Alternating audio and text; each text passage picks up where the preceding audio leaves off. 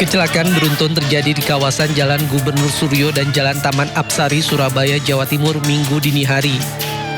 Kecelakaan bermula saat mobil yang dikendarai seorang wanita melaju dari Jalan Taman Apsari.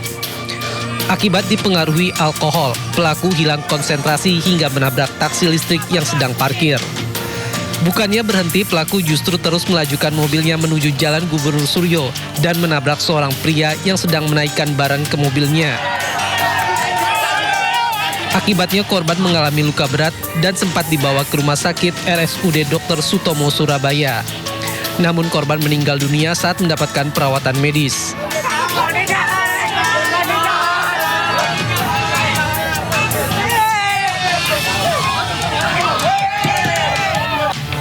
Bukannya meminta maaf, pelaku justru marah kepada warga yang mengerubungi mobilnya hingga akhirnya dievakuasi petugas.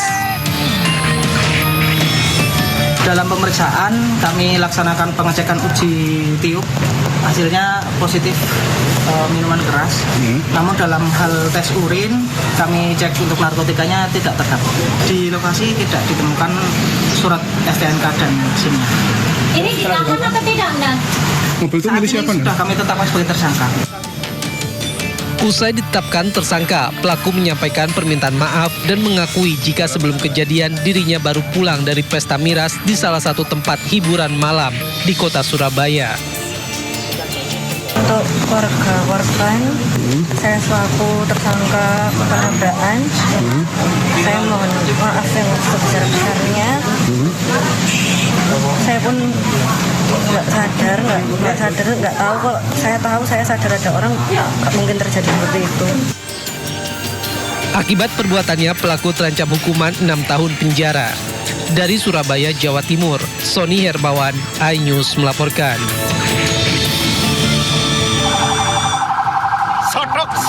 Armada pemadam kebakaran ini terjebak kepadatan karnaval Sonhorek di desa Jambi Arum, Balung, Jember. Petugas harus menunggu dan berusaha mengurai kepadatan arus kendaraan sehingga perjalanan menuju lokasi kebakaran memakan waktu. Beruntung kebakaran di lahan tebu di desa Gleden Puger, Jember, api padam dengan sendirinya sebelum armada damkar tiba di lokasi. Dari BPBD kepada seluruh masyarakat untuk berlebih berhati-hati, seperti halnya tidak membuang sampah dan lalu membakarnya, karena ini akan cepat menimbulkan kebakaran di area lahan yang utamanya kering.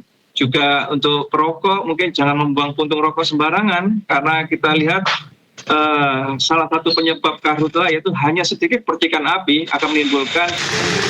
Meski tak menimbulkan korban jiwa, kebakaran di lahan kering ini menjadi peringatan kepada masyarakat. Dari Jember, Jawa Timur, Bambang Sugiarto, iNews melaporkan.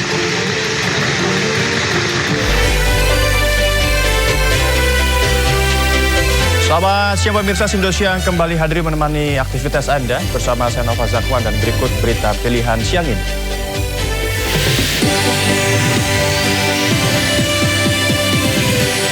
Yang dua belum. Pesawat tempur Sukhoi TNI Angkatan Udara tergelincir di ujung landasan Bandara Hasanuddin Makassar, Sulawesi Selatan.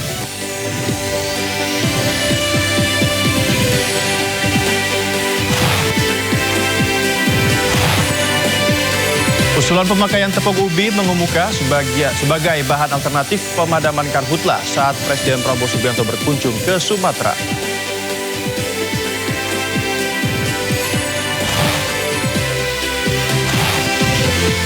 Perayaan Maulid Nabi Muhammad SAW di Masjid Istiqlal Jakarta berlangsung hikmat.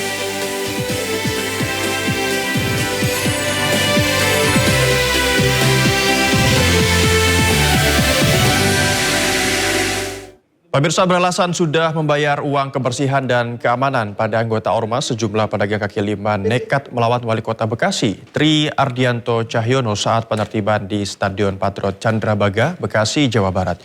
Buntut dari perlawanan itu, 5 pejabat Pemkot Bekasi dibebas tugaskan karena diduga terlibat pungli pada sejumlah PKL. Nggak ada keramaian. Pemerintah, tapi lihat kita masih rakyat yang kaki lima ini. Adu mulut pedagang kaki lima dengan Wali Kota Bekasi Tri Adianto Cahyono pecah sebagai bentuk perlawanan saat akan ditertibkan petugas Satpol PP di kawasan Stadion Patriot Candrabaga, Bekasi. Para pedagang melawan karena mengaku sudah membayarkan uang kebersihan dan keamanan kepada anggota ormas. Sudah diatur, sudah ada bagian kebersihan, sudah ada bagian keamanan. Lu yang bayar ke siapa itu keamanan dan kebersihan? Ada penagihan apa? Siapa? Kebersihan apa? Siapa? Bahkan seorang emak-emak pedagang ada yang nekat melempar alat dagangannya ke sejumlah petugas. Meski mendapat perlawanan, namun penertiban tetap dilakukan. Alasannya karena para pedagang berjualan di lokasi yang dilarang, sementara kawasan Plaza Patriot Candrabaga diperuntukkan sebagai ruang publik untuk berolahraga dan bermain. Karena memang peruntukannya bukan untuk PKL. Dan saya kira saya sudah memerintahkan kepada jajaran untuk kemudian melakukan penataan PKL yang ada.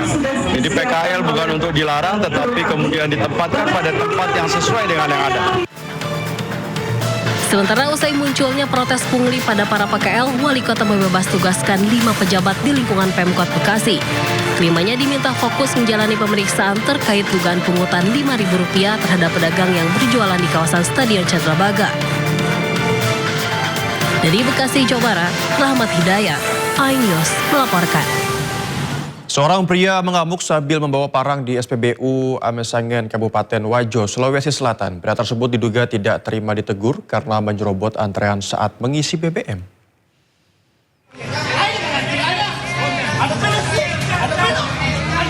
Seorang pria mengacungkan parang ke arah salah seorang karyawan SPBU di SPBU Amesangen, Kabupaten Wajo, Sulawesi Selatan.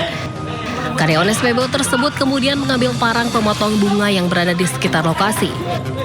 Keduanya sempat terlibat cekcok dan saling mengacungkan parang. Sejumlah warga dan karyawan SPBU di lokasi berusaha melerai keduanya.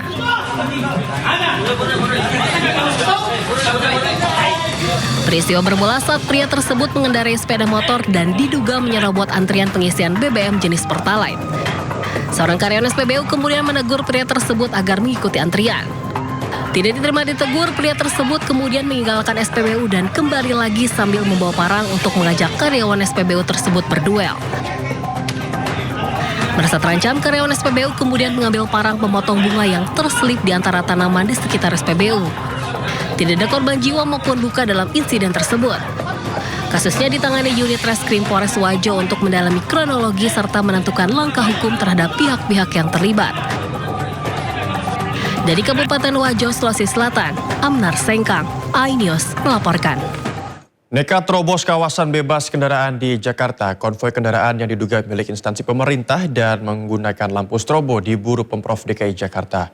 Bahkan, Gubernur Jakarta nantinya akan mengungkap identitas pengendara dan kendaraan setelah data dan bukti telah terkonfirmasi.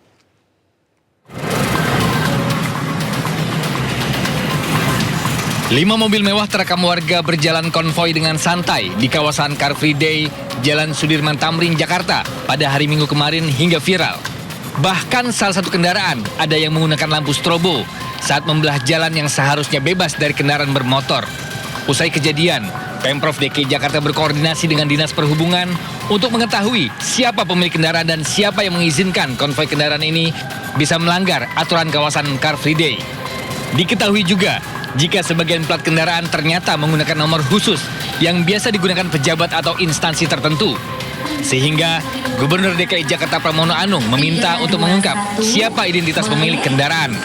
Ketika dia akan masuk sebenarnya sudah ditutup. Dan mereka yang membuka barrier dan pada barrier itu juga dijaga oleh Satpol PP, ada juga dari kepolisian.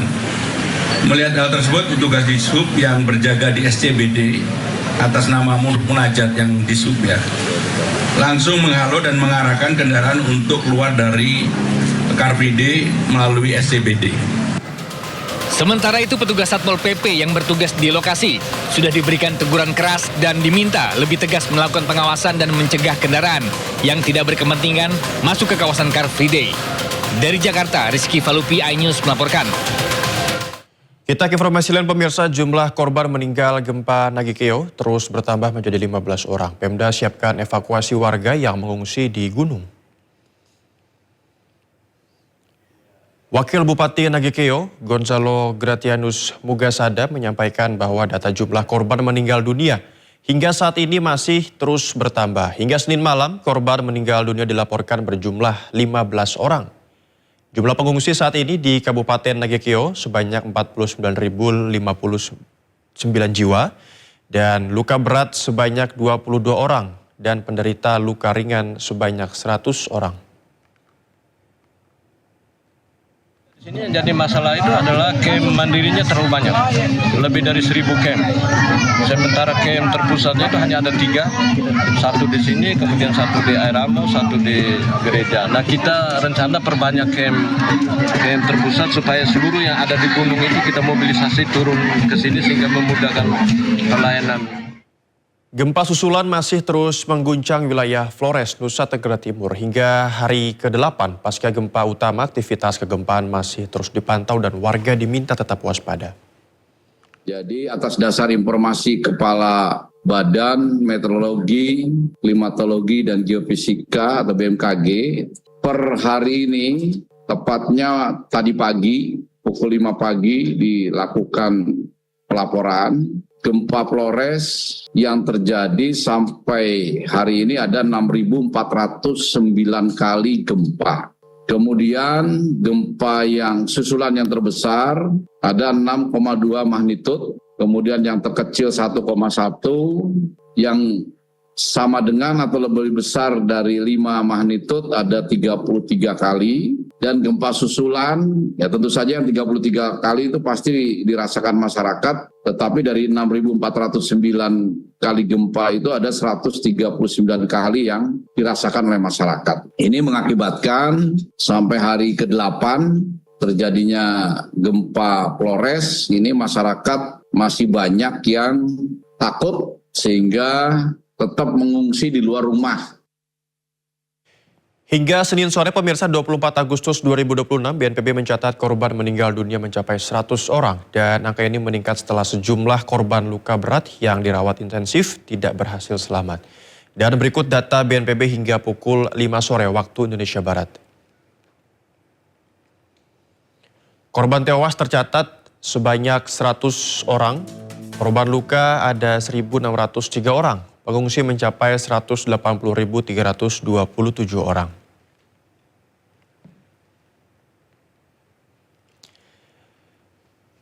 Kita ke informasi lainnya, seorang lansia berusia 80 tahun tewas akibat kebakaran hutan dan lahan di Polewali Mandar, Sulawesi Barat. Korban diduga terjebak api saat berupaya memadamkan api yang membakar kebun miliknya.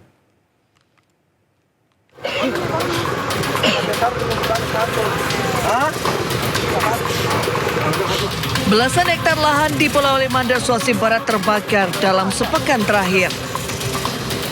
Hingga saat ini, sedikitnya petugas menerima 27 laporan titik kebakaran hutan dan lahan di sejumlah wilayah di Polewali Mandar. Bahkan seorang lansia berusia 80 tahun tewas akibat terjebak kebakaran.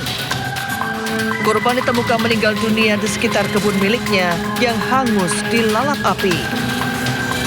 Korban diduga terjebak api saat berupaya memadamkan kebakaran kebun miliknya. Saat ditemukan, kondisi korban mengalami luka bakar hampir di seluruh tubuh.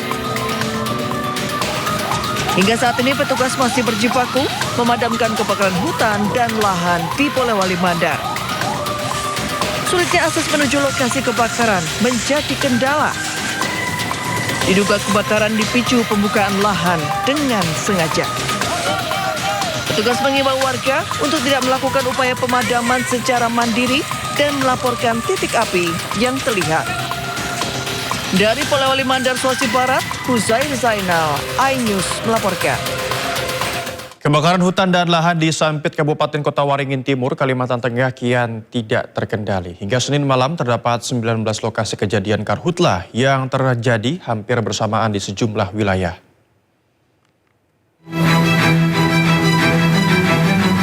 Kebakaran hutan dan lahan di wilayah Sampit, Kabupaten Kota Waringin Timur semakin meluas.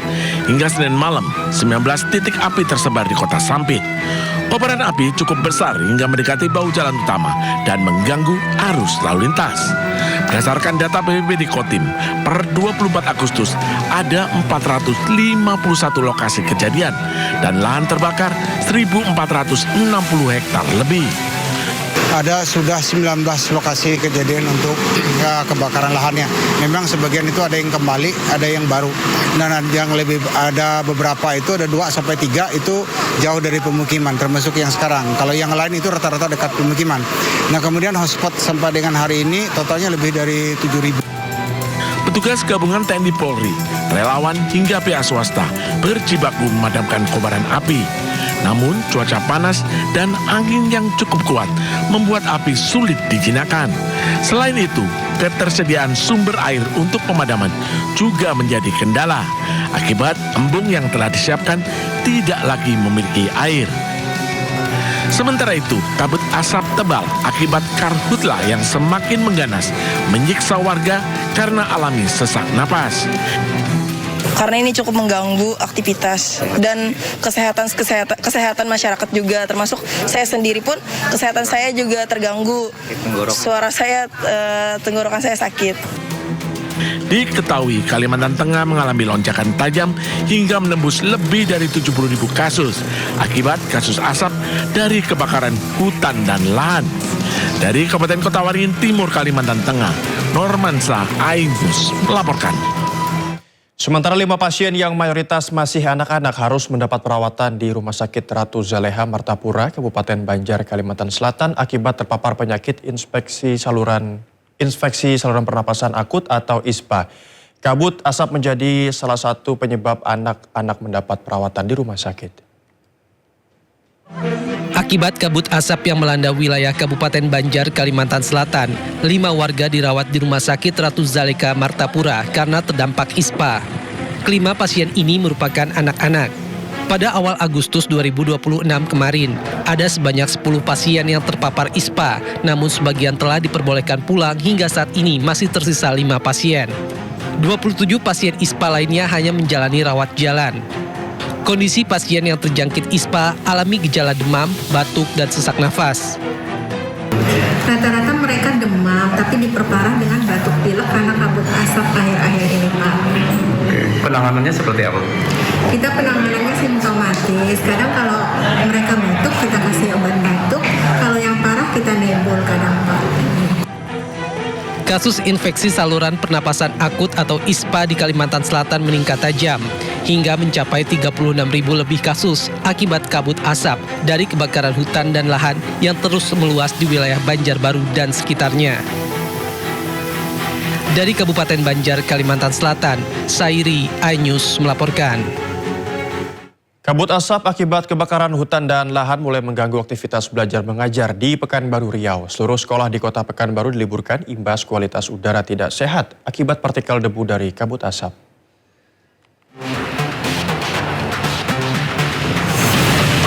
Sepekan terakhir kabut asap semakin pekat menyelimuti kota Pekanbaru. Kondisi ini membuat kualitas udara tercemar partikel debu dari kabut asap kebakaran hutan dan lahan dan masuk kategori tidak sehat. Kondisi ini membuat pemerintah Kota Pekanbaru memutuskan untuk meniadakan sementara kegiatan belajar mengajar tatap muka di sekolah. Seperti di Sekolah Dasar Negeri 182 dan SDN 17 Kota Pekanbaru hari ini mulai meliburkan anak didiknya. Pihak sekolah menggantikan kegiatan belajar mengajar tatap muka menjadi daring sampai batas waktu yang belum ditentukan. Karena ada himbauan dari Pak Wali bahwasanya kabut asap sudah pekat dan kasihan juga anak-anak untuk kesehatannya, maka pembelajaran dilakukan melalui daring. Sampai kapan, Bu? Sampai batas waktu yang belum ditentukan. Kita tunggu lagi arahan dari Pak Wali dan Pak Kadis kapan sekolah kembali dibuka. Berdasarkan data dari Badan Meteorologi, Klimatologi, dan Geofisika, BMKG Pekanbaru mencatat jumlah titik api di Sumatera sebanyak 2.945 titik panas.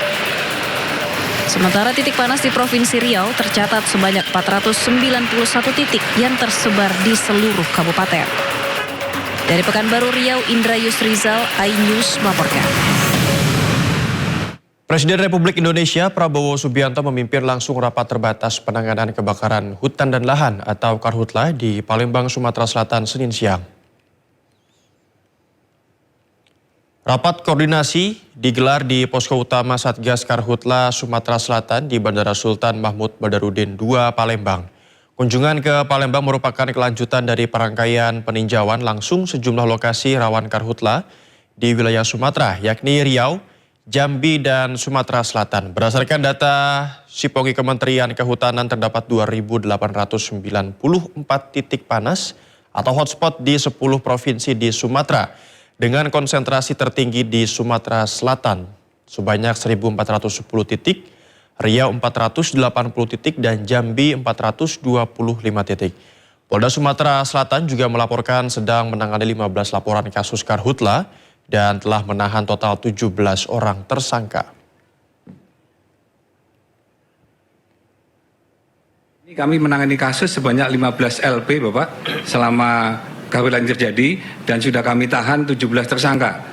Jadi kami pada waktu awal tahun, pada waktu melaksanakan apel kesiapsiagaan, ditindaklanjuti dengan adanya sosialisasi dan edukasi ke desa-desa dengan para kades, dengan mengoptimalkan Babin Kamtipmas dan Babinsa serta kades untuk memberikan pencerahan tentang larangan untuk membakar lahan guna pertanian. Dan ini juga tadi disampaikan oleh Pak Gubernur, adanya instruksi Bapak Menteri Dalam Negeri untuk larangan jelas sudah dibuat dalam bentuk impres. Jadi kami semakin kuat untuk menindaklanjuti dan menindak tegas bagi yang melaksanakan kegiatan tersebut. Dan saat ini kami juga melaksanakan terobosan kreatif untuk bersama-sama, bukan hanya sebelum kebakaran, pada saat kebakaran sudah pasti kami akan berjibaku maksimalkan, kami padamkan dengan berkolaborasi dengan stakeholder terkait, baik TNI, pemerintah daerah maupun masyarakat. Setelah tinjauannya di Palembang, Sumatera Selatan, Presiden Prabowo Subianto menampung usulan Kapolri Jenderal Listio Sigit Prabowo memadamkan api menggunakan tepung ubi. Presiden meminta inovasi tepung berbahan umbi-umbian dikembangkan sebagai alternatif pemadam kebakaran hutan dan lahan selain air. Inovasi ini berasal dari temuan Babinsa di Lubuk Linggau, Sumatera Selatan.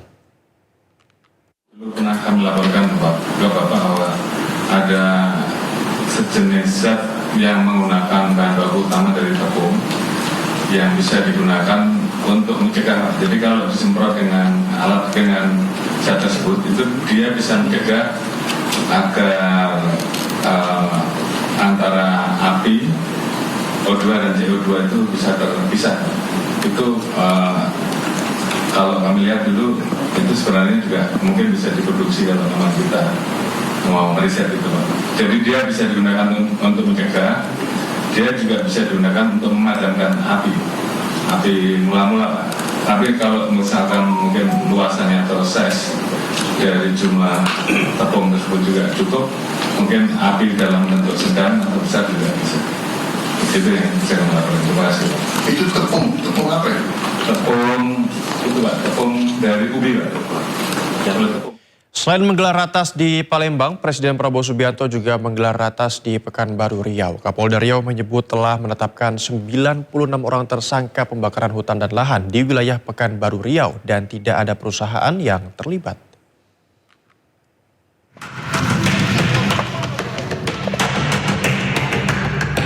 Kebakaran hutan dan lahan di Pekanbaru Riau kian meluas. Badan Meteorologi, Klimatologi, dan Geofisika Pekanbaru mencatat titik panas di Provinsi Riau tercatat sebanyak 491 titik. Penyebab kebakaran diduga bukan hanya akibat faktor cuaca, melainkan sengaja dibakar pihak tidak bertanggung jawab. Kepada Presiden Prabowo Subianto, Kapolda Riau Irjen Pol Heri Herawan melaporkan sepanjang 2025 hingga Agustus 2026, Polda Riau telah menindak 94 laporan dan menetapkan 96 tersangka pembakar hutan dan lahan. Sementara sepanjang 2026, Kapolda menyebut sudah 36 orang ditetapkan sebagai tersangka. Sudah ada 94 kasus atau laporan polisi, kemudian dengan 106 tersangka. Khusus untuk 2026, total dari Januari sampai sekarang 33 laporan polisi dan 36 tersangka dengan luas yang terbakar sejumlah 806,57 hektar. Jadi semua saat ini yang dilakukan karhutla semuanya dari manusia, baik yang disengaja maupun tidak disengaja. Maaf Kapolda, yuk ada bukti-bukti atau indikasi ke arah korporasi yang menyuruh. Sampai saat ini belum ada, Bapak. Selain menindak tegas membakar hutan dan lahan, Polda Riau juga melarang masyarakat termasuk pengusaha melakukan penanaman pohon di hutan dan lahan yang pernah terbakar. Tim Liputan iNews melaporkan. Presiden Prabowo Subianto perintahkan agar kepolisian dan kejaksaan menyelidiki semua perusahaan yang terindikasi membakar hutan. Prabowo juga meminta 3 tersangka kasus kebakaran hutan dan lahan di Riau dibawa ke Jakarta untuk pendalaman dan meminta BIN ikut dilibatkan dalam penyelidikan.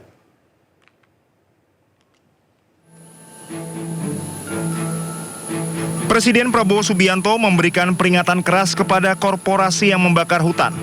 Hal ini diungkapkan Presiden dalam rapat koordinasi penanganan Karhutla di Pekanbaru Riau. Prabowo memerintahkan agar kepolisian dan kejaksaan menyelidiki semua perusahaan yang terindikasi membakar hutan. Apalagi kalau ada korporasi yang menyuruh, itu saya minta polisi, kejaksaan selidiki, intelligence selidiki, ya. Kalau ada indikasi segera laporan, kita segera cabut. Siapapun, korporasi apapun, ada sedikit indikasi mereka ikut menyuruh membakar-bakar, kita cabut izinnya. Seluruh izin korporasi itu kita cabut. Saya tidak main-main, ya. Tolong. Kepolisian saya kira di sini main peran yang sangat penting.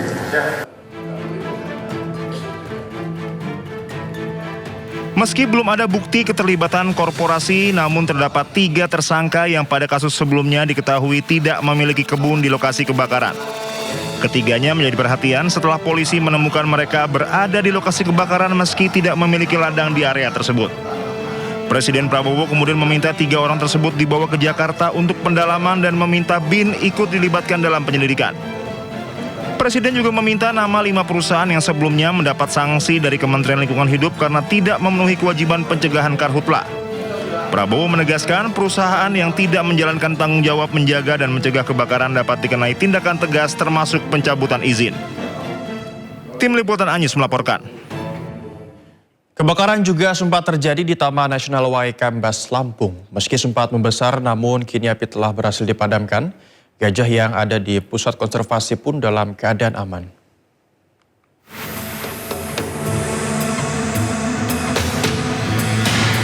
Setelah sempat padam, api baru kembali muncul di Taman Nasional Waikambas, Lampung Timur.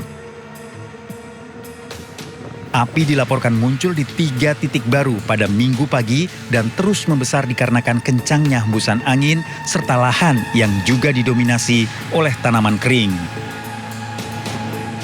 Ratusan personil gabungan diterjunkan. Proses pemadaman sempat mengalami kesulitan lantaran lokasi yang sulit dijangkau, namun akhirnya berhasil dipadamkan. Dimulai dari hari Jumat kemarin, tapi tadi malam 1 titik sudah berhasil dipadamkan oleh rekan-rekan. Cuman tadi siang ya Pak, tadi siang ada titik baru di titik yang kita di tempat ini ada kebakaran di ladang alang-alang gitu. Jadi ini kita lagi coba memitigasi agar tidak terdampak ke hutan secara meluas. Sementara itu, hewan-hewan yang berada di Taman Nasional Waikambas juga terus dimonitor. Gajah-gajah dalam kondisi sehat dan tidak terdampak kebakaran. Ini memang habitat gajah Taman Nasional, tapi alhamdulillah di kebakaran ini tidak ada 1 ekor gajah pun yang kemudian terdampak. Karena posisi saat ini kelompok gajah yang kita pasangin kolakar kita bisa monitor 1 kali 24 jam dia kemana saja. Dan saat kebakaran ini di bagian selatan Taman Nasional yang terbakar, kebetulan gajah kita ada di bagian utara, jadi sangat jauh. Dan itu perlu kami sampaikan bahwa alhamdulillah gajah kita tidak ada yang terdampak dari secara langsung ya daripada kebakaran hutan kali ini. Sebelumnya pada Jumat 21 Agustus lalu, kebakaran sempat terjadi di Taman Nasional Waikambas. 250 personel gabungan dikerahkan memadamkan api. Dugaan sementara kebakaran dipicu aktivitas pemburu liar.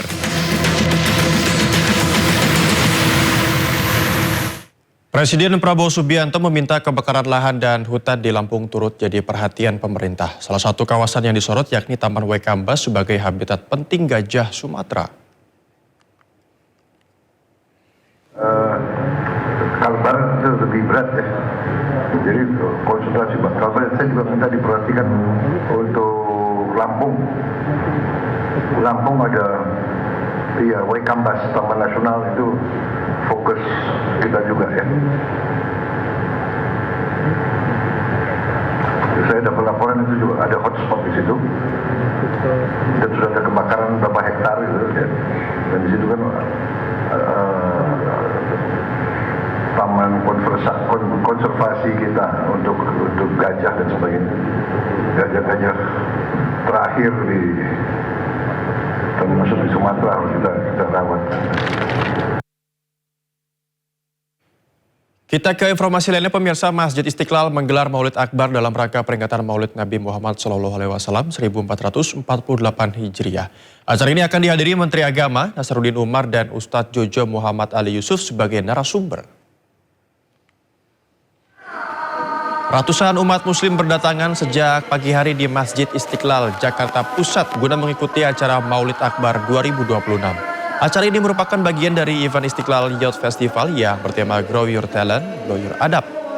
Menteri Agama sekaligus Imam Besar Masjid Istiqlal Nasaruddin Umar dan Ustadz Jojo Muhammad Ali Yusuf dijadwalkan hadir sebagai narasumber. Diharapkan kajian Maulid Akbar ini bisa mempererat persatuan generasi muda supaya berani meraih ambisi setinggi langit namun tetap memegang teguh akhlak dan adab yang mulia.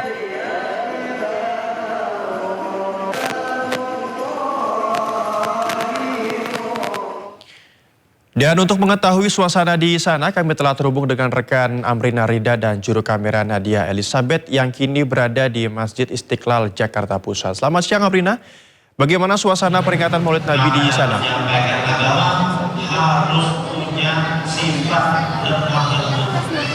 Iya, Naufal dan juga pemirsa, benar sekali bahwa tepat pada hari ini di Masjid Istiqlal digelar adanya acara Maulid Akbar sebagai salah satu acara untuk memperingati Hari Maulid Nabi Muhammad SAW di tahun 1448 Hijriah. Dan untuk kegiatan ini memang masih berlangsung hingga pada pukul 11 siang ini. Tadi untuk kegiatan dimulai sekira pada pukul 8.30 dan kalau kami pantau sejak pagi hari tadi memang ratusan umat muslim dan juga muslimah dari area Jakarta dan juga sekitarnya ini antusias berdatangan secara langsung di Masjid Istiqlal untuk mengikuti acara Maulid Akbar pada hari ini. Dan saat ini pun juga sedang berlangsung adanya prosesi tanya jawab yang dilakukan, adanya diskusi antara umat muslim ataupun juga jamaah dengan Ustadz Jojo Ali Yusuf yang juga menjadi narasumber pada hari ini. Tadi pun juga narasumber lain yakni Menteri Agama Nasaruddin Umar sekaligus juga merupakan Imam Besar Masjid Istiqlal ini pun juga hadir dan juga menyampaikan pesan secara langsung berkaitan dengan tema pada hari ini, yakni temanya adalah Grow Your Talent, Grow Your Adab, di mana dari pihak Nasaruddin Umar selaku Menteri Agama dan juga Ustadz Jojo Ali Yusuf tadi menyampaikan sejumlah kajian dan juga ceramah yang mana dalam ceramahnya ini berisikan pesan-pesan untuk mempererat adanya persatuan generasi muda agar terus berani mengasah bakat dan meraih ambisi setinggi langit namun tetap memastikan setiap langkah diiringi dengan akhlak dan juga adab yang mulia. Tadi dari Menteri Agama Nasaruddin Umar pun juga sempat mengucapkan selamat kepada umat muslim di seluruh Indonesia yang memperingati Hari Maulid Nabi Muhammad SAW dan ia pun juga berharap agar momentum ini menjadi penguat bagi umat Islam untuk meneladani akhlak dari Rasulullah dan juga menerapkannya di kehidupan sehari-hari.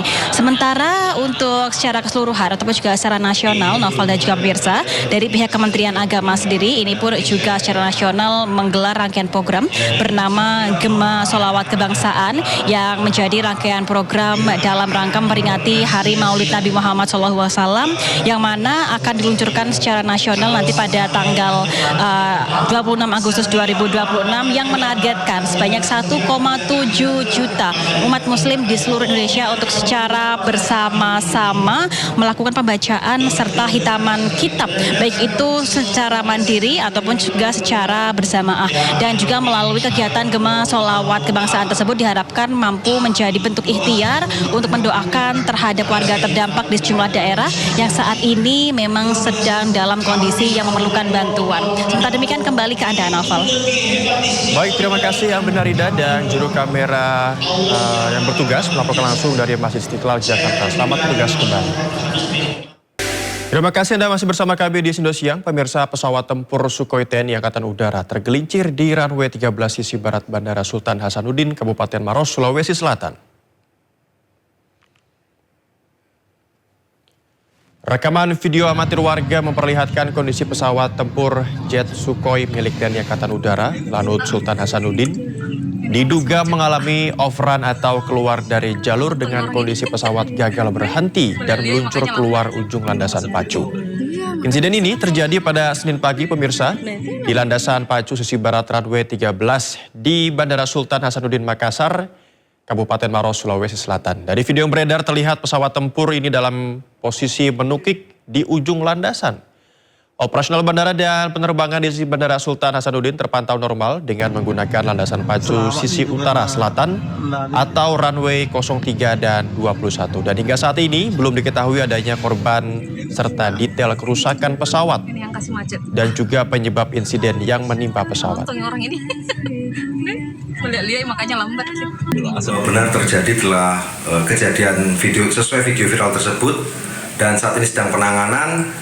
Kami dapat menyampaikan bahwa operasional bandara dan juga operasional penerbangan di Bandara Sultan Hasanuddin tetap berjalan dengan normal. Kami menggunakan runway 0321 atau runway sisi utara dan selatan. Ya, geger curhatan di media sosial seorang calon mahasiswi Fakultas Kedokteran Militer Universitas Pertahanan mengundurkan diri gara-gara diminta melepas jilbab. Kementerian Pertahanan membantah kabar tersebut. Pengakuan seorang calon mahasiswi Fakultas Kedokteran Militer Universitas Pertahanan di media sosial membuat geger warganet. Calon mahasiswi bernama Asma Wahfa Ahdina mengaku memilih mengundurkan diri 15 jam setelah dinyatakan lolos seleksi Fakultas Kedokteran Militer 2026. Asma Wahfa memilih mundur karena diminta melepas jilbab jika diterima sebagai mahasiswa. Dalam unggahannya, permintaan itu disampaikan secara lisan oleh pengawas dari pihak kampus saat apel dan pengarahan calon mahasiswa baru.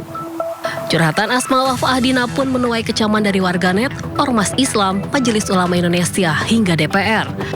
Aturan larangan jilbab dinilai mengekang kebebasan beragama dan tidak seharusnya diterapkan di lembaga pendidikan. Usai ramai menuai kecaman, Kemenhan merilis pernyataan. Melalui Instagram Unhan RI, Kemhan menegaskan tidak ada larangan penggunaan hijab bagi kadet atau mahasiswa Universitas Pertahanan. Sebagai evaluasi, Kemhan juga memberikan arahan agar ketentuan penggunaan seragam mahasiswa disesuaikan dengan mengakomodasi penggunaan hijab. Tim Liputan iNews melaporkan. Karnaval yang berlokasi di Desa Rowo Bungkul, Kecamatan Ngawen, Kabupaten Blora berlangsung ricuh. Anggota Polres Blora yang melerai malah jadi korban pemukulan hingga pingsan, pemirsa. Polisi tetapkan 3 tersangka dalam kasus ini.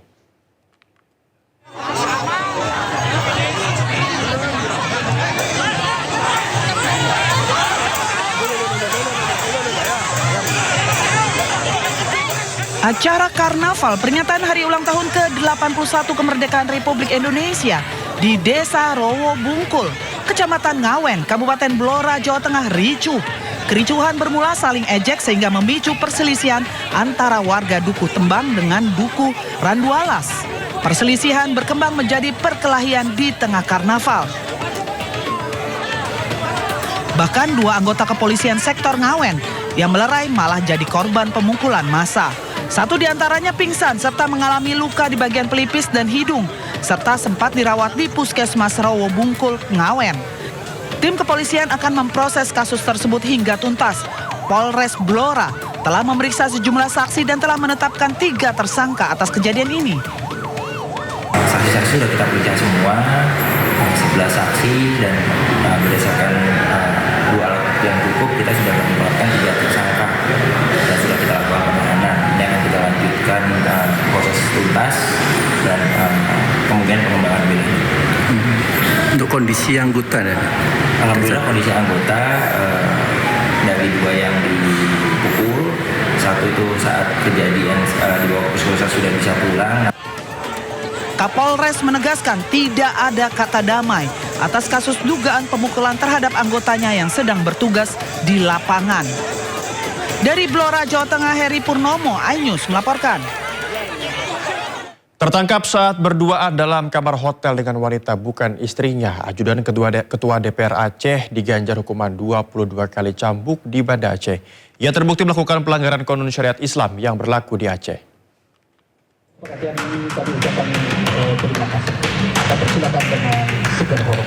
Terbukti melakukan pelanggaran konun syariat Islam dengan berduaan dengan wanita bukan istrinya di dalam kamar hotel, mantan ajudan Ketua DPR Aceh, Yusri bin Ramli atau Pale, diganjar hukuman 22 kali cambukan di Taman Bustanul Salim, Banda Aceh. Kejaksaan Negeri Banda Aceh menyatakan eksekusi ini setelah adanya putusan pengadilan dan memiliki kekuatan hukum tetap. Selain ajudan Ketua DPR Aceh, dalam eksekusi ini petugas juga mengeksekusi okubat cambuk pada para terpidana lainnya. Hukuman bervariasi, bagi terpidana perkara zina sebanyak 100 kali cambukan, kholwat atau berduaan dengan lawan jenis 10 kali, serta ikhtilat 27 kali. Usai menjalani eksekusi cambuk, seluruh terpidana kemudian diserahkan kembali ke pihak keluarga. Dari Banda Aceh, Syukri Syarifuddin, iNews melaporkan. Sejumlah masyarakat Pati, Jawa Tengah yang tergabung dalam Aliansi Masyarakat Pati Bersatu mendapat intimidasi dalam perjalanan menuju Jakarta. Bus yang ditumpangi dilempar batu hingga sebabkan kaca pecah. Bus rombongan Aliansi Masyarakat Pati Bersatu atau AMPB yang berjalan menuju Jakarta dari Pati dilempar batu saat di Tol Karawang. Akibat lemparan batu, serpihan kaca mengenai sejumlah penumpang hingga membuat luka ringan. Menurut AMPB, kejadian ini merupakan bentuk intimidasi bagi warga Pati yang hendak menyampaikan aspirasi pada 27 Agustus 2026. Di daerah Cikarang, Tol Karawang, pada ya, KM 55 di pukul 11 siang. Ada 2 oknum yang menggunakan masker, ya, melempari kaca mobil kami, bus yang kami gunakan, sehingga sedikit mengganggu perjalanan kami hingga tiba tadi di depan gedung DPR RI. Sementara itu, sejumlah warga Pati yang tergabung dalam Forum Komunikasi Rakyat Pati di depan para pimpinan Komisi 6 DPR RI di Gedung DPR Senayan, Jakarta, mereka mengeluhkan pemberitaan negatif terhadap warga Pati.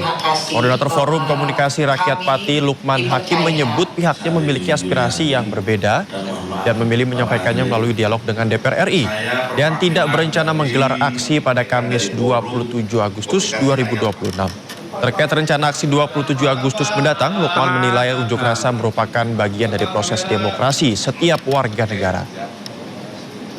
Terima kasih Pak Agung dari Dokter. Terima kasih. Assalamualaikum warahmatullahi wabarakatuh. Polda Metro Jaya meluruskan informasi terkait langkah penyelidik di Treskrimsus dalam penyelidikan penghimpunan dana yang dikaitkan dengan kegiatan Aliansi Masyarakat Pati Bersatu. Surat yang diajukan kepada pihak bank merupakan permohonan penundaan transaksi, bukan pemblokiran rekening.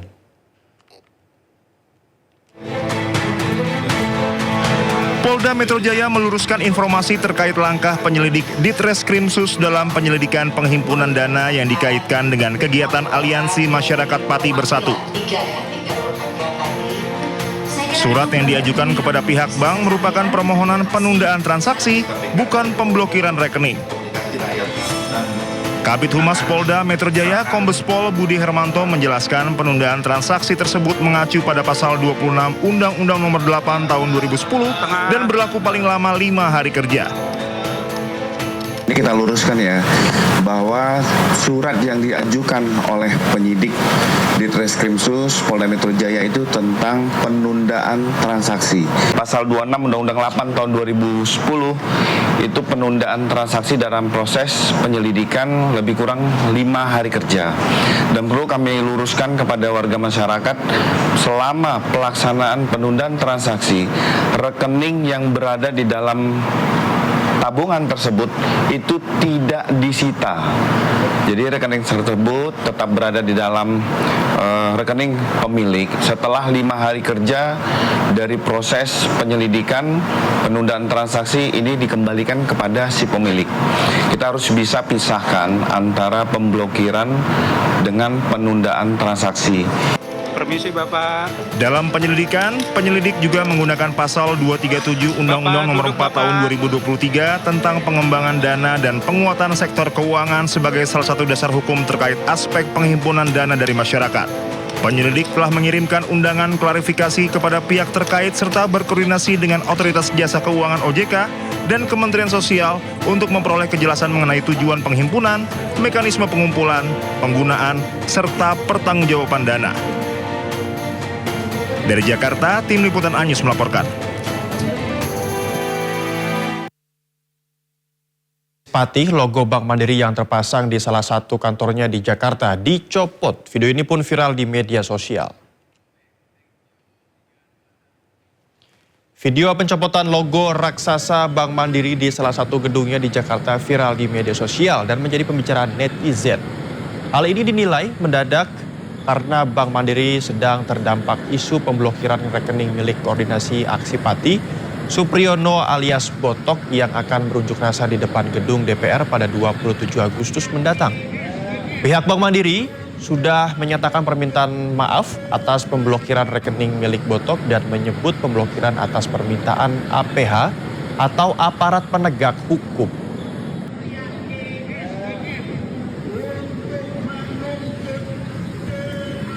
Gubernur Jakarta Pramono Anung mempersilahkan warga yang ingin menyampaikan aspirasi lewat unjuk rasa di Jakarta. Pemerintah daerah akan mengizinkan asal demo berjalan berlangsung tertib, damai serta tidak melakukan anarkis atau merusak fasilitas umum. Menjadi aman, nyaman kalau kita semua bisa menjaga dengan baik. Demo itu dijamin oleh demokrasi dan kami mempersilahkan mau demo tanggal 26, 27 monggo saja. Tetapi yang tidak boleh dilakukan adalah melakukan perusakan, melakukan anarkis, dan kemudian melakukan tindakan-tindakan yang tidak baik. Sidang lanjutan pra-peradilan ex Jampitsus Febri Adriansyah kembali digelar di Pengadilan Negeri Jakarta Selatan dan membahas 2 perkara sekaligus. Kuasa hukum Febri sebut proses hukum yang menjerat kliennya bertentangan dengan 40 peraturan. Sidang lanjutan pra-peradilan yang diajukan mantan Jampitsus Febri Adriansyah kembali digelar di Pengadilan Negeri Jakarta Selatan dengan 2 perkara dalam agenda. Perkara nomor 135 yang menguji keabsahan penetapan tersangka dan penahanan oleh Kejaksaan Agung memasuki agenda pemeriksaan saksi ahli serta penyerahan bukti dari pihak termohon. Kejagung menghadirkan 3 ahli untuk menjelaskan sejumlah aspek hukum terkait TPPU dan hukum pidana, yakni ada dosen STH Jentera sekaligus mantan Ketua PPATK Dr. Yunus Hussein sebagai ahli perbankan dan TPPU. Lalu ada dosen Fakultas Hukum UAI, Profesor Suparji sebagai ahli pidana, serta dosen Fakultas Hukum UGM Dr. Fatahillah Akbar sebagai ahli pidana. Sementara perkara nomor 134 yang menguji keabsahan penetapan tersangka, penggeledahan, penyitaan hingga pencekalan oleh Polri memasuki agenda penyerahan kesimpulan dari pihak pemohon dan termohon. Kuasa hukum Febri Diansyah, menyebut proses hukum yang menjerat kliennya bertentangan dengan 40 peraturan. Pelanggaran tersebut meliputi 5 aspek, yakni berkaitan dengan surat perintah penyidikan, penggeledahan, penyitaan, penetapan sebagai tersangka, dan pencekalan. Kami mengidentifikasi dan menyimpulkan, kami tuangkan dalam kesimpulan bahwa terdapat 40 bagian ketentuan atau peraturan perundang-undangan yang dilanggar selama proses hukum tersebut. Jadi bukan 1 atau 2 ya, tapi 40 peraturan perundang-undangan, termasuk diantaranya adalah putusan Mahkamah Konstitusi, bagian pertimbangannya ataupun bagian amar putusannya. Di konstitusi ada 1 yang dilanggar, di KUHAP itu ada 23 bagian dari KUHAP yang menurut kami itu dilanggar. Kemudian ada 2 bagian di KUHP, 4 bagian di Undang-Undang Pencucian Uang, Undang-Undang Administrasi Pemerintahan, Undang-Undang Kejaksaan, dan juga ada 4 putusan Mahkamah Konstitusi yang menurut kami dilanggar selama proses tersebut, dan juga ada peraturan Kapolri dan peraturan Jaksa Agung. Poin yang ingin kami sampaikan adalah selain proses pra-peradilan ini perlu dilihat sebagai pelaksanaan hak dari tersangka, tapi kami melihat dan ingin menempatkan ini jauh lebih besar dan jauh lebih penting, yaitu sebagai upaya untuk meluruskan dan... Gara-gara memasang 7 baliho ucapan selamat ulang tahun untuk Joko Widodo, Wali Kota Solo Respati Adi dilaporkan ke Kejari Surakarta. Respati diduga menyalahgunakan wewenang hingga dugaan korupsi.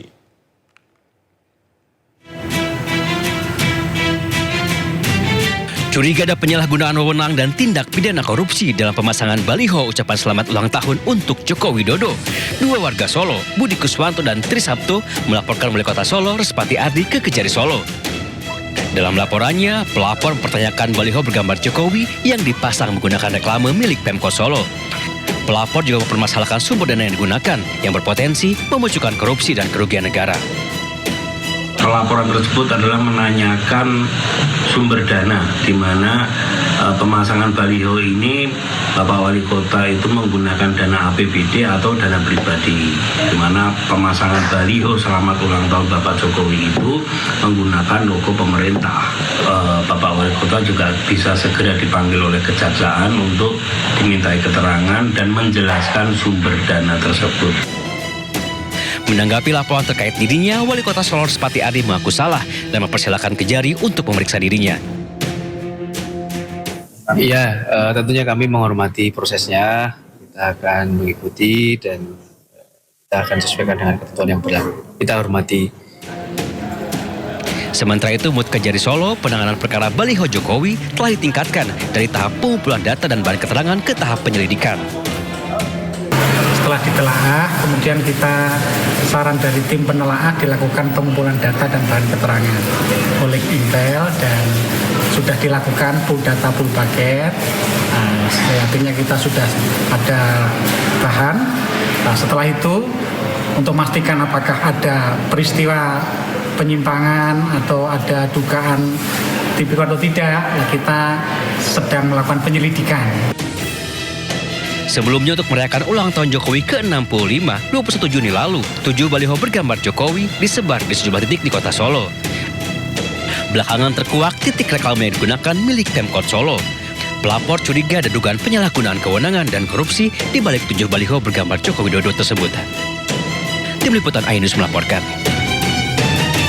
Hadiah sayembara mencari ijazah SMK Wapres Gibran Rakabuming Raka hampir mencapai 3,5 miliar rupiah. Pembuat sayembara Denny Indrayana meminta Gibran segera menunjukkan ijazah SMK-nya.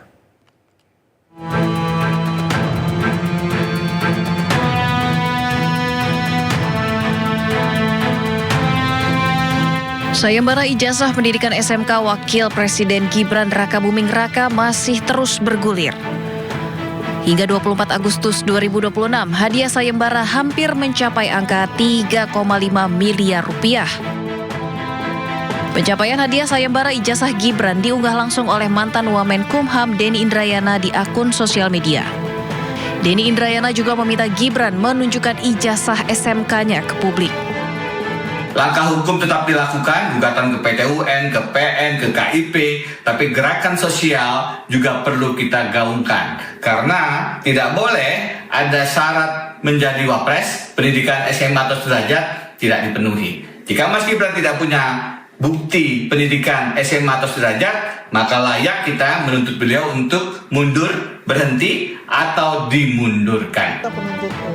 Sementara itu, Ketua Umum Militan Gibran Nusantara Andi Azwan menyebut bahwa sayembara yang dilakukan Denny Indrayana sia-sia. Andi Azwan menduga ada motivasi politik dalam sayembara tersebut. Pola yang dilakukan ini adalah mengajak masyarakat ya untuk membuktikan ijazah SMA Mas Gibran. Yang jelas tidak ada ijazah SMA Mas Gibran karena Mas Gibran tidak bersekolah SMA di Indonesia. Apa motif di balik itu? Motif di balik itu adalah politik semata.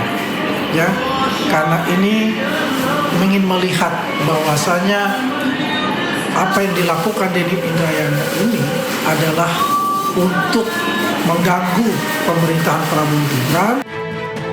Sebelumnya PT UN Jakarta menerima gugatan pemerhati pendidikan Mercy Sihombing terkait surat keterangan setara ijazah milik Gibran yang diterbitkan Kemendikdasmen.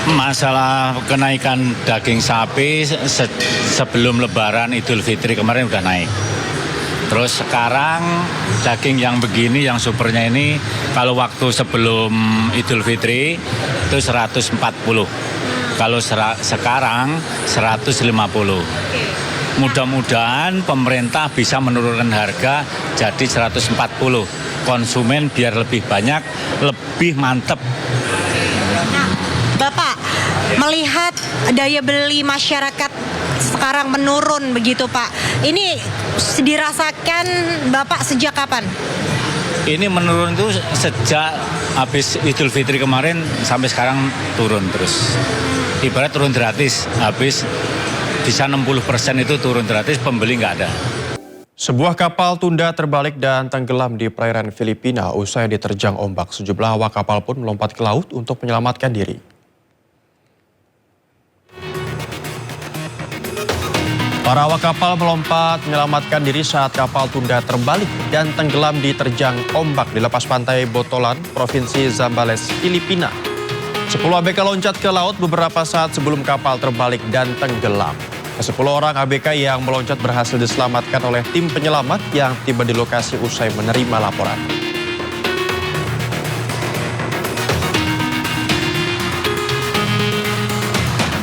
Lebih dari 22.000 hektar hutan di Tolima, bagian tengah barat Kolombia, terbakar. Teknologi dan militer digabungkan usai keadaan darurat membesar. Helikopter UH-60 dan pesawat tanpa awak terlihat bergerak berjibaku memadamkan api. Identifikasi titik api aktif dan titik panas dilakukan dengan menggunakan sistem elektrooptik. Kebakaran tersebut juga menyebabkan kerusakan pada rumah, tanaman, dan hewan ternak di sejumlah kota. Banyak warga yang terkena dampak dan mengalami kerugian ekonomi akibat dampak pada lahan produktif dan padang penggembalaan.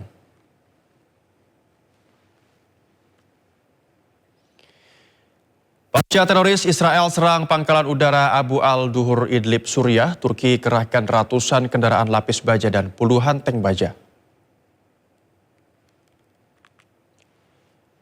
Zionis Israel mendapat tanda bahaya baru dari meningkatnya aktivitas militer Turki di Suriah.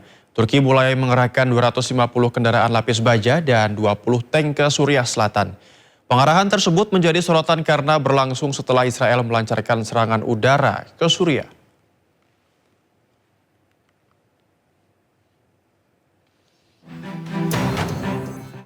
Ketegangan antara Turki dan Israel meningkat setelah jet tempur Israel melancarkan 8 serangan udara ke pangkalan udara Abu al-Duhur di Idlib, Suriah. Turki memperkuat posisinya dengan memindahkan pasokan logistik dengan senjata berat ke Suriah.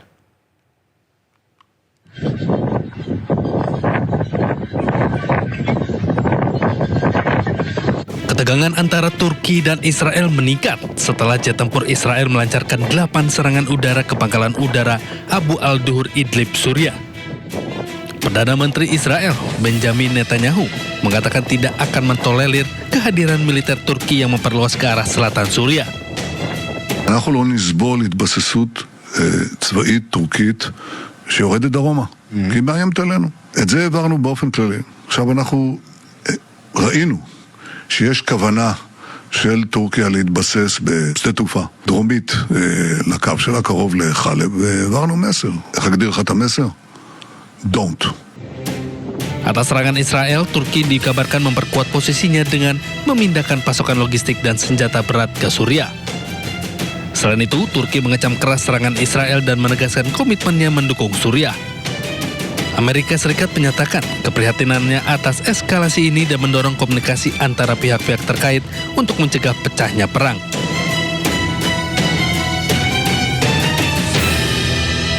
Israel terus melancarkan serangan ke Gaza. Kali ini serangan menghantam kamp pengungsi di Gaza Tengah.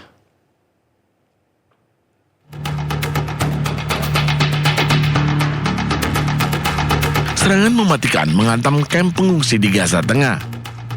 Serangan Israel ini menewaskan 1 orang dan melukai sejumlah warga Gaza. Tim pertahanan sipil berjuang memadamkan api di lokasi, sementara warga memeriksa puing-puing kamp pengungsi. Saksi mata Nasser Hasan mengklaim Israel menargetkan individu di dekat kamp pengungsi. الصبح تم استهداف أحد الأشخاص بجانب المخيم كان عابر سبيل شمال والله ما نحن عارفين بعد بساعة اجى أحد الأشخاص اتصلوا عليه قالوا له اخرج كل المكان قبل ساعة كما ترى وتشاهد تم قصف المكان المستهدف وتم تدمير المخيم بالكامل. هذا المخيم يعود لعائلة واحدة تقريبا حوالي 100 نفر وشيء وهم كلهم متشتتين ومرميين في الشوارع ولا حول ولا قوة إلا بالله. Serangan ini bukan pertama kalinya terjadi meski gencatan senjata telah tercapai. Namun Israel masih terus menyerang Gaza. Warga Gaza pun sudah terbiasa hadapi teror Israel. Bahkan mereka mengaku hatinya sudah mati.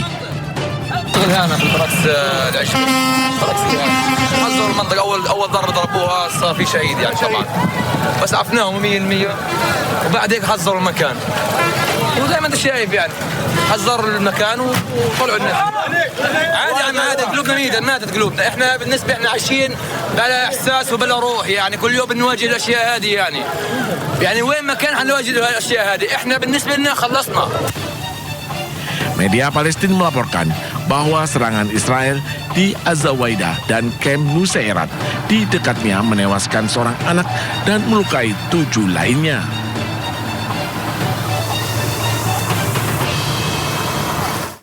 Amerika Serikat siapkan sanksi ekonomi bagi Iran. Sanksi ini sebagai bagian dari upaya meningkatkan tekanan ekonomi terhadap Iran.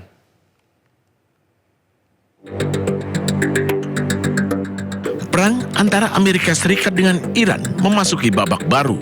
Setelah sebelumnya saling serang, kini kedua negara bersiap perang ekonomi. Amerika Serikat akan menyiapkan sanksi ekonomi baru terhadap Iran.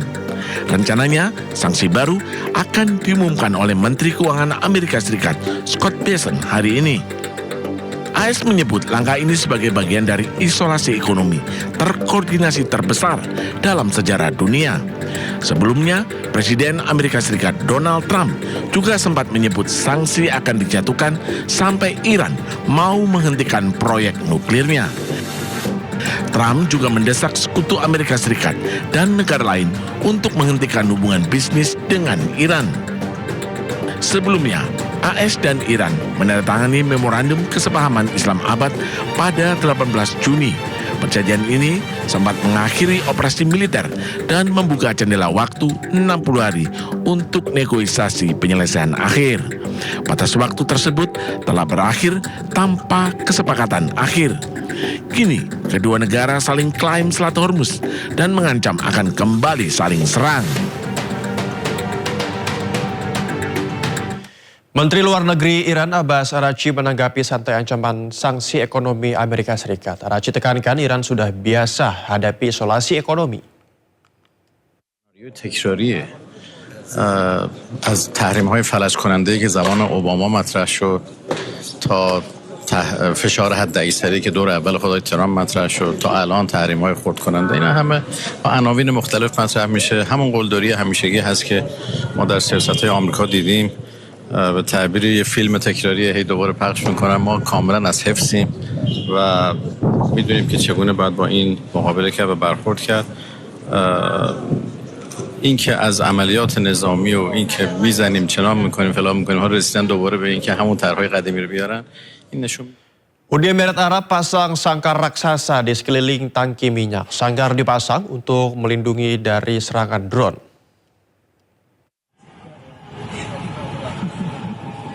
Uni Emirat Arab memperkuat perlindungan infrastruktur energi mereka. Tangki penyimpanan minyak dan bahan bakar dilindungi struktur baja besar berbentuk sangkar.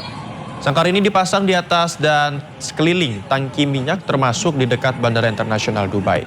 Langkah ini diambil sebagai pertahanan dari serangan drone kamikaze. Pembangunan pelindung ini sudah dimulai sejak Mei 2026.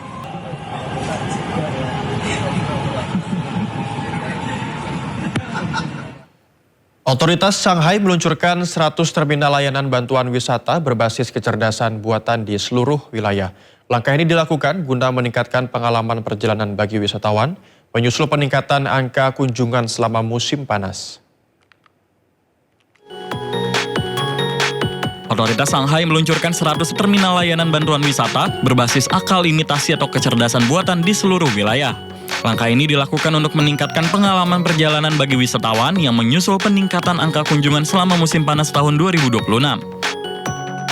Nantinya, terminal-terminal tersebut akan didukung oleh agen AI khusus bernama Hu Xiaoyu yang mampu menawarkan layanan mulai dari navigasi dan penerjemahan secara waktu nyata hingga rekomendasi tempat wisata serta pemesanan tiket.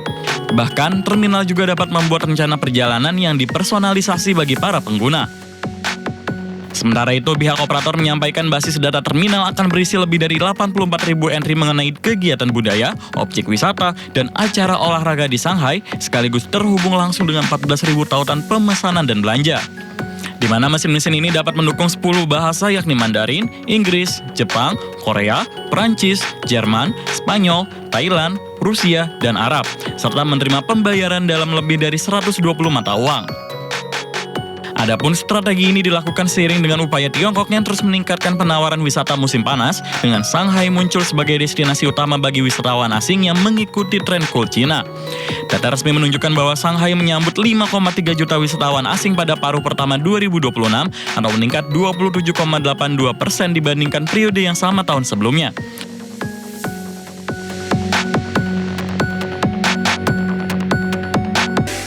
Terjebak kemacetan di tengah perlintasan kereta, sebuah taksi berjenis mobil listrik tertabrak kereta di stasiun Karet Tanah Abang, Jakarta Pusat. Peristiwa ini mengakibatkan 1 dari 3 penumpang wanita mengalami luka akibat benturan keras.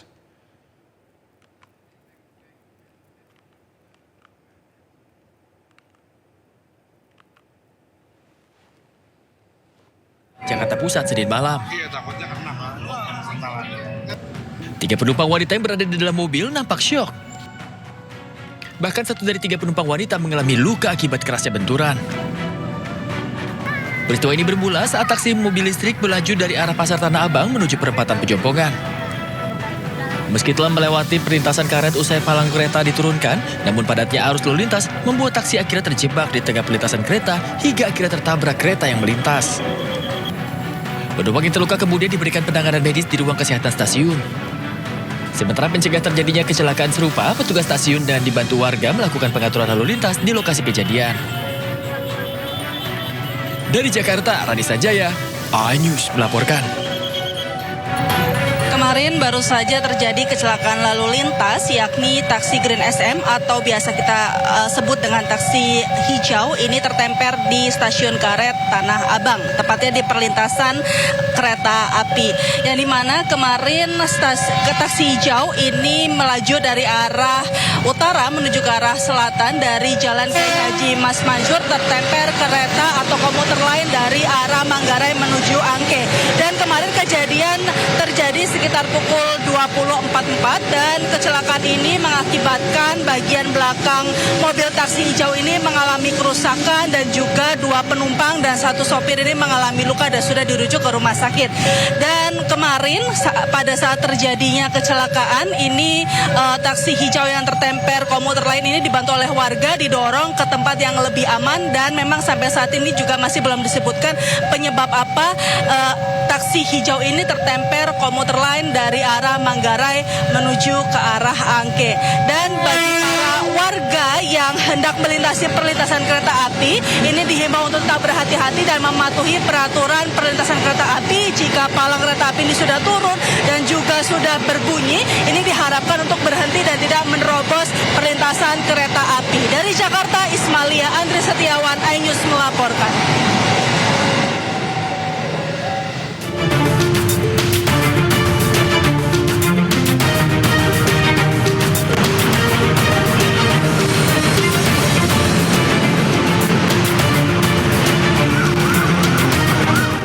Pemirsa, saatnya kita simak pantauan arus lalu lintas siang hari ini. Kami telah terhubung dengan Brigadir Anissa dari NTMC Polri yang kini berada di kawasan Bundaran Senayan, Jakarta Selatan. Selamat siang Brigadir Anissa, bagaimana pantauan arus lalu lintas dari tempat Anda melaporkan?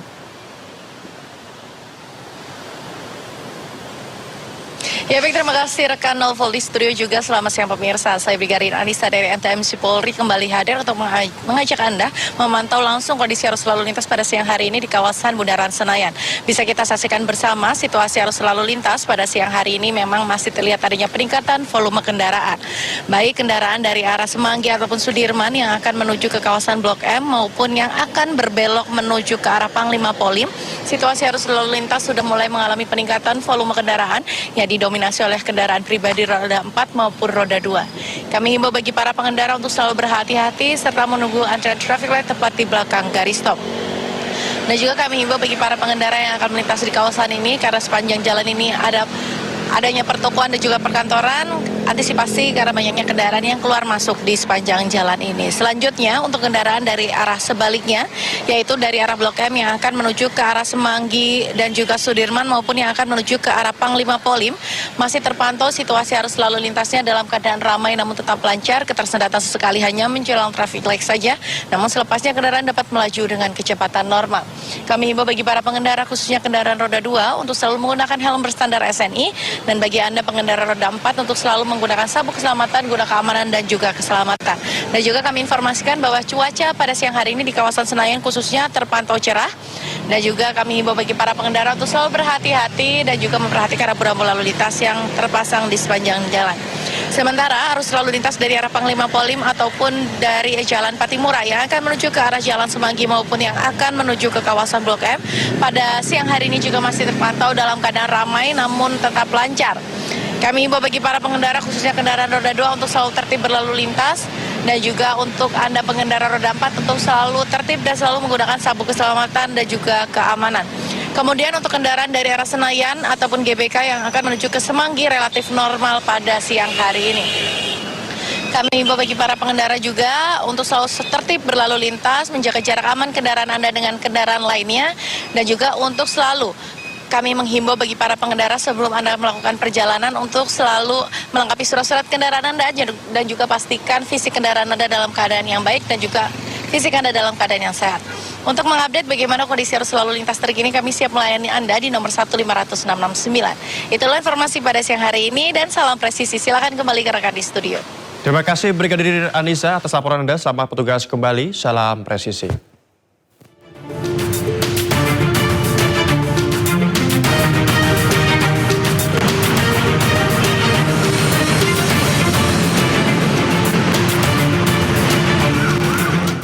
Sejumlah masyarakat Pati Jawa Tengah yang tergabung dalam Aliansi Masyarakat Pati Bersatu mendapat intimidasi dalam perjalanan menuju Jakarta. Bus yang ditumpangi dilempari batu hingga sebabkan kaca pecah.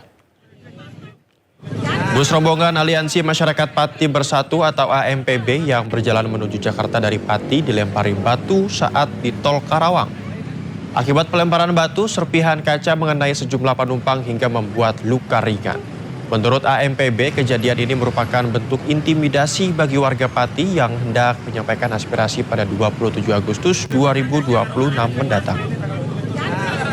Di daerah Cikarang, Tol Karawang, pada KM 55 di pukul 11 siang. Ada dua oknum yang menggunakan masker, melempari kaca mobil kami, bus yang kami gunakan, sehingga sedikit mengganggu perjalanan kami hingga tiba tadi di depan gedung DPR RI. Sementara itu, sejumlah warga Pati yang tergabung dalam Forum Komunikasi Rakyat Pati di depan para pimpinan Komisi 6 DPR RI di gedung DPR Senayan, Jakarta. Mereka mengeluhkan pemberitaan negatif terhadap warga Pati. Koordinator Forum Komunikasi Rakyat Pati, Lukman Hakim, menyebut pihaknya memiliki aspirasi yang berbeda dan memilih menyampaikannya melalui dialog dengan DPR RI dan tidak berencana menggelar aksi pada Kamis 27 Agustus 2026. Terkait rencana aksi 27 Agustus mendatang, Lukman menilai unjuk rasa merupakan bagian dari proses demokrasi setiap warga negara. Terima kasih.